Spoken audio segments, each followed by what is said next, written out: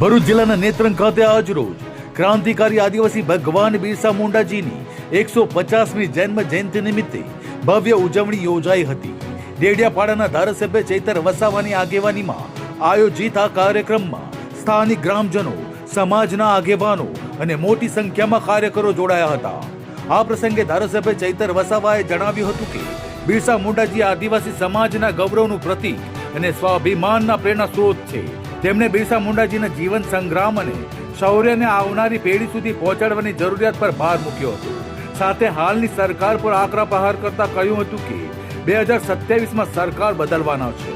સાથે આદિવાસી સમાજના યુવાનોને વ્યસન અને ફેશન છોડી કેરિયર પર ધ્યાન કેન્દ્રિત કરવા અપીલ કરી હતી। દૂધ વધતું, ભેંસ દૂધ ઓછું આપે, એના ખીલા બદલવાથી ભેંસનું દૂધ વધતું।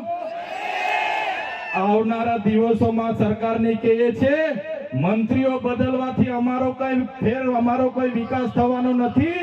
2027માં અમે સરકાર બદલી દેવાના છે। બદલી દેશું ને આપણે? તૈયાર છો બધા?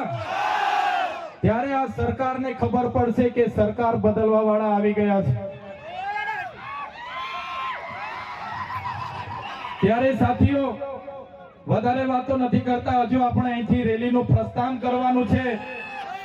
આજે વડાપ્રધાન નરેન્દ્રભાઈ મોદીજી ડેડિયાપાડામાં આવે છે એમ કરીને પરવાનગી તો માંગવાની હોતી નથી અમારે, છતાં પોલીસ વિભાગ અને વહીવટી તંત્ર દ્વારા કહેવામાં આવ્યું કે જેમ બને તેમ પ્રોગ્રામ પતાવજો।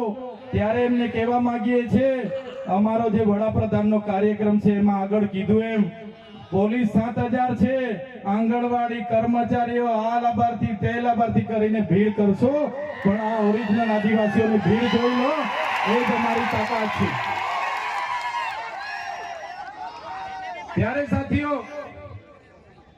ભગવાન બિરસા મુંડાની જે ઉપદેશો હતા, એમના જે વિચારો હતા, એમણે પોતાનું 25 વર્ષમાં પોતાનું જીવન આપણા માટે સમર્પિત કરી દીધું।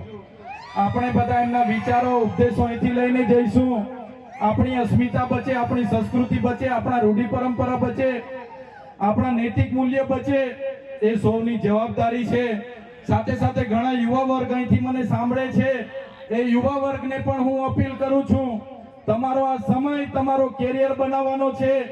વ્યસન અને ફેશનને હાલ પૂરતા સાઈડ પર મૂકી દેજો, તમારું પહેલા કેરિયર બનાવો, પછી આપણે આવનારા દિવસોમાં બધું જોઈ લઈશું। એટલે મારા તમામ સમાજના લોકોને અપીલ કરું છું, આ સરકાર આપણને ભણવા ના દે, આ સરકાર આપણે રોજગારી ના આપે, છતાં આપણે બધાએ સાથે મળીને આવનારા દિવસોમાં આપણા સમાજને દિશા આપવાનું કામ કરવાનું છે।